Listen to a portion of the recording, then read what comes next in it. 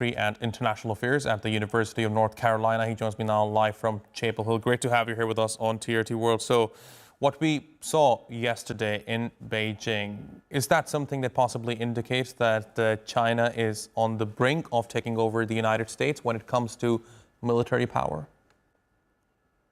Well, I'm not quite sure. I mean, it certainly was a great spectacle, and leaders all over the world like this military spectacle. So we remember that President Trump had such a spectacle, a military spectacle, not that long ago. That is, of course, impressive, and there were hundreds of new weapon systems which were displayed, new missiles. 12,000 troops which goose-stepped through Tiananmen Square. All that is very impressive, but that doesn't necessarily mean that China would win in a war. We remember these skirmishes between India and China recently, and that was not a clear victory for China. They had quite a lot of problems to get or to cope with the Indian forces in the Himalayas. So we don't really know, but clearly China is on the rise as a military power. It has the largest navy in the world. It is really getting very, very strong. Whether it would supersede the United States, whether it would be stronger than the United States in a real military conflict, we don't know. And of course, we all hope that such a real military conflict will never happen.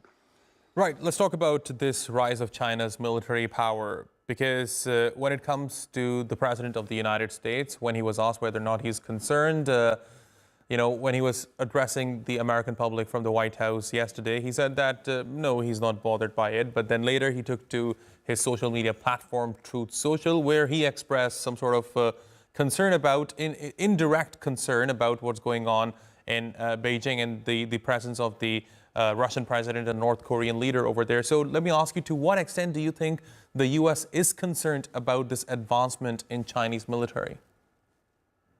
Of course, the United States is concerned. Every democratic Western country is concerned. We see a display of military power, which is impressive, and we don't know how strong the Chinese would be in a real battle. But it is clearly something to be reckoned with. And any rival, be it economic or militarily, is, of course, of concern to the United States. So the Pentagon will be very closely studying the new weapon systems which were in display in Tiananmen Square. And, of course, vice versa.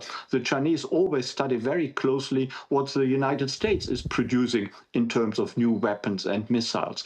Regarding Putin and Kim, who were with Xi Jinping in Tiananmen Square to watch the parade, that is surprising. These three people have never met together, I understand, and they are not the most liked people in the world, while Trump says he has good relations with all three of them, and we could see that with Putin at the Alaska meeting. He has met with Kim a number of years ago, and that these meetings were not necessarily all that successful, but they got on with each other, and Trump keeps saying that he has very good relations with Xi Jinping.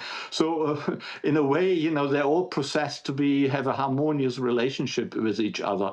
But if three dictators meet and seem to get on very well, then the Western world should prick up its ears and be concerned, because that is a development which no one in the West can like.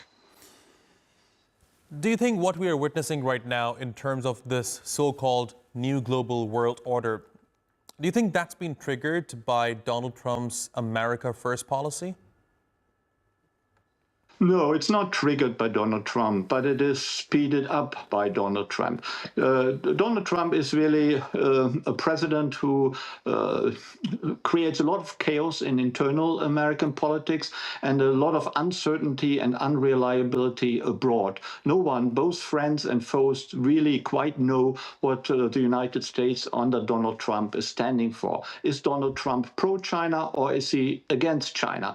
How close is he to Putin, or does he see Putin as an enemy? Will he continue to support Ukraine, or will he have second thoughts about supporting Ukraine? And there are many other areas I could mention where no one really knows what Trump will do next week or the week after. And this is concerning. That doesn't create a more stable world. And China is exploiting that. China is pretending to be a global pole of stability, that they are the adult in the room. And of course, compared with Trump, Xi Jinping comes across like like that. Whether he really is a pole of stability, that is very much questionable, because China, of course, like any great power, has its own interest in mind. And so Xi Jinping is concerned about making China great rather than creating a stable global new world order.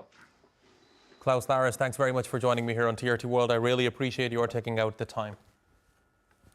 You're welcome.